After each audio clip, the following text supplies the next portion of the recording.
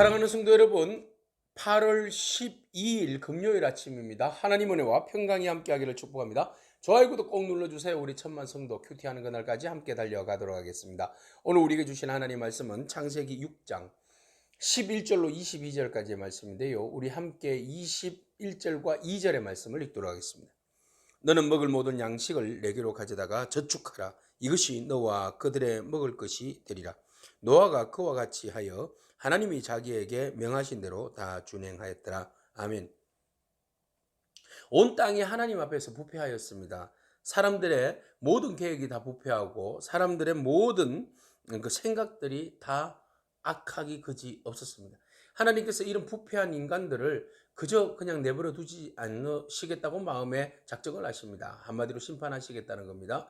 그래서 하나님께서 창조하신 모든 것들에 대해서 후회하시고 그리고 그들을 멸절하기로 작정하셨습니다. 멸절하게 하실 이유가 바로 오늘 본 말씀 11절에 나와 있습니다. 하나님 앞에서 부패하여 포악함이 땅에 가득했다. 네, 넘치도록 가득한 거예요. 무엇이? 하나님에 대한 포악함. 네, 하나님에 대해서 그 포악함과 부패함이 얼마나 세상에 가득 찼는지 그들의 부패함이 결국은 땅도 부패하게 되고 결국 그 모든 부패함으로 인하여서 혈육, 모든 생명 있는 모든 것들이 다 부패한 상황까지 오게 되는 것이죠.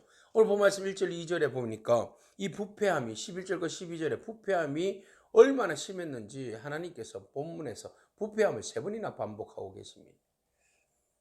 하나님께서는 세상을 창조하실 때 부패하기 위해서 창조하신 건 아니죠. 하나님께서 세상을 창조하실 때에 모든 것이 선함으로 하나님의 창조의 섭리에 따라서 잘 진행되고 잘 살아가기를 원하셨던 것이죠. 근데 그것을 인간을 하나님의 대리자로 세웠는데 대리자로 세움을 받은 인간이 그 뜻을 온전히 이루어야 하는데 그들이 오히려 더 악하고 게으르고 부패하였던 것이죠. 그래서 하나님께서 더 이상 관리자로서의 역할을 맡기지 아니하고 인간으로 인하여서 모든 자연들이 병들고 자연이 생태계가 모든 짐승이 다 부패하게 된 그런 상황이 되었으므로 하나님께서 모든 것들을 다 멸하기로 작정을 하였습니다. 생태계가 이렇게 멸망으로 이끌림을 받는 이유는 바로 사람의 부패 때문에 그렇습니다. 자, 이 부패함으로 인하여서 결국은 세상이 심판하게 되었는데요. 하나님께서 특별히 노아에게 명령을 하십니다. 모든 혈육 있는 자의 포악함이 땅에 가득함으로 그 끝날이 내 앞에 이르렀다. 그들을 내가 땅과 함께 멸하겠다. 하나님께서 노아에게 땅을 멸하겠다고 분명하게 말씀하고 있습니다. 여기에서 땅을 멸한다는 말은 부패하다라는 말과 동일한 어원을 쓰고 있습니다. 그러면 인간의 부패는 곧 멸망을 받는다라는 말과 같다는 것이죠. 사람의 부패함은 결국 그것은 멸망입니다. 오늘 우리가 하나님 안에서 말씀 안에서 생생하기를 축복합니다. 말씀 안에서 더욱더 신선하기를 축복합니다. 우리가 부패하면 그것은 곧 멸망받은 것과 동일하기 때문입니다. 하나님께서 노아에게 명령을 하십니다. 고페르 나무를 하나님께서 그 보여주신 설계대로 방주를 만들라고 말씀하시죠. 그래서 고가 길이가 300규빗이요, 너비가 50이요, 높이가 30규빗, 그리고 위에서부터 창을 내고 그 문을 옆으로 내는 상중하의 3층으로 만드는 그런 그단한 방주를 제작하게 됩니다. 전적으로 노아의 그 계획과 설계에 의지하지 않습니다. 이 모든 것들은 하나님의 고안입니다. 하나님의 계획입니다. 하나님의 설계도입니다. 노아는 그저 하나님 말씀에 온전히 순종하는 길밖에 없는 것이죠. 결국은 하나님께서 홍수로 인하여서 땅에 있는 모든 생명의 기운들을 다 멸절하시겠다. 아주 하나님께서 단단히 벼르고 계신 것이죠. 그런데 말입니다. 이 모든 하나님이 세상을 멸절하시기로 작정하셨다라는 말에는 어폐가 있습니다. 그러면 노아도 방주도 필요 없는 거 아니겠습니까? 그런데 하나님께서 노아의 생명을 살려주시고 그리고 방주를 짓게 하십니다. 방주를 짓게 하신 이유가 목적이 무엇입니까? 19절에 보니까 함께 생명을 보존하되라고 말씀하고 있어요. 그러니까 방주에 칸을 지르고 그것에 모든 짐승의 쌍을 한 쌍씩, 암수 한 쌍씩 방주에 들어갈 수 있도록 하게 하셨다는 거예요. 그러면 방주의 목적은 생명을 보존하기 위함이다. 방주를 지어라 하신 목적은 두 가지 목적이 있어요. 하나는 세상을 심판하시겠다. 하나는 생명을 구원하시겠다는 거죠. 그래서 우리 하나님의 관심은 생명의 보존입니다. 우리가 더 이상 부패함으로 생명이 보존되지 못하는 상황이 되었을 때 그것은 생명이 아니기 때문에 정리하시는 겁니다.